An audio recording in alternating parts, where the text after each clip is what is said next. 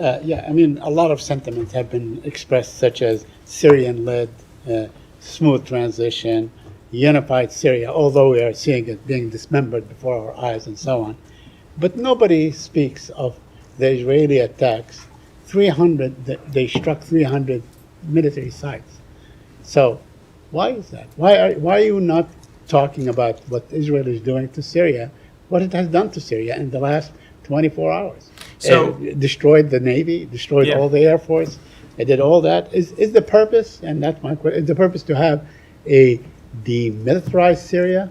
So disarm Syria? I will let Israel speak to its own operations and what it is they are trying to accomplish. I will say that on behalf of the United States, we're going to discuss these matters with them privately before I opine on them publicly. I would say that broadly speaking, we of course don't want to see any action that makes a Syrian-led process more difficult, and we ultimately want to see a peaceful process forward, not an escalation of the conflict. So you think what you're saying is that what Israel is doing, whether it's conquering the rest of the Golan and so on, the attacks that it's conducting, it is like 35 kilometers from Damascus and so on.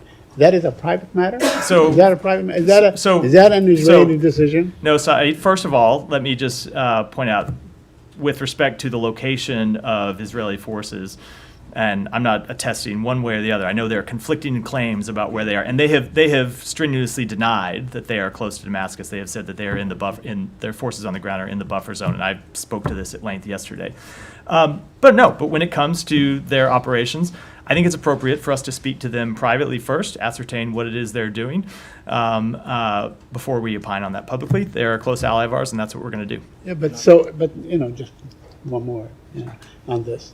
So, is it the wish of the United States of America to see a Syria that is disarmed, that does not have an army, does not have an air force, that probably has militias like this? Is that the purpose? We do not want to see that probably has militias. Is that what you said? No, I'm just saying. No, we do not want to see it. We do not want to see it. That one's easy. We do not want to see a Syria that has militias. Look, ultimately, I'm saying that you accept the fact that it has militias now. So you laid out the principle, and one of the things that you heard us say is we want to see Syria that's not a base for terrorism and not a base for terrorist organizations. Not to say that every militia, of course, is a terrorist organization. But no, Said, let me give me a second.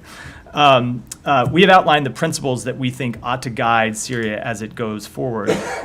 Beyond that, these are questions for the Syrian people to have to answer as it relates to what type of government they are going to form, what type of military they are going to maintain.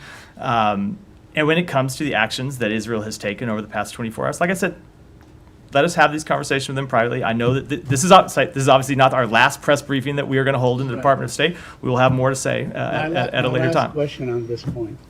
Would you call from this podium or any other podium on Israel to cease and desist from its military attacks on Syria? Saeed, this is basically the same question you asked me in another forum. Saeed, let me answer the question. You asked the same question, you are going to get the same answer. That's how it's going to go. I do think it's appropriate this time for us to have that conversation with them, find out what it is actually that they are trying to accomplish, and then after we have done that, we will certainly have more to say. Okay. You said you wanted to talk to the Israeli privately, but Netanyahu himself said that we have destroyed 70 to 80% of the Syrian army assets. So that will set the military capabilities of the new government to decades to come. So how are they supposed to defend themselves if they have a chance to become a sovereign, stable power in the region? First of all, my position on this has not changed from 30 seconds ago when Saeed asked the underlying question. Nadia, let me just finish. Nadia, please let me finish before I swear to you I will not interrupt the question if you pay me the same respect to not interrupt my answer. So I'm just not going to speak to an operation that we haven't had the ability to have an in-depth discussion with them about yet. I think that's appropriate. We want to learn more about what they were trying to do. We want to learn more about the facts, and then we'll certainly have more to say about it. Look, when it comes to the provision of weapons inside Syria, I don't think that one of the challenges facing people inside Syria right now is a shortage of weapons.